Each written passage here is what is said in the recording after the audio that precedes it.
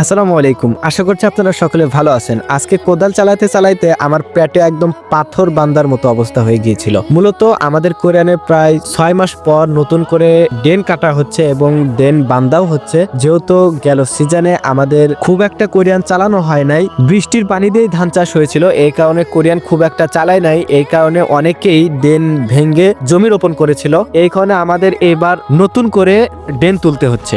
গত 2 সপ্তাহ আব্বুই ড্রেন তুলতে গিয়েছিল, কিন্তু আজকে আব্বু বাজারে গিয়েছে একজনের মাল নিয়ে। তো এই কারণে আমি এসেছি ড্রেন বান্দাতে। যেহেতু আমাদের কোরিয়ানে প্রায় 18 জন ভাগে রয়েছে, এই কারণে খুব একটা কষ্ট হয় না, খুব তাড়াতাড়ি আমাদের কাজটা হয়ে যায় যেহেতু অনেকগুলো মানুষ। তো আমরা এসেছি প্রায় ফজরের নামাজের পরপরই। এখন বাজে প্রায় 10টা 15 মতো।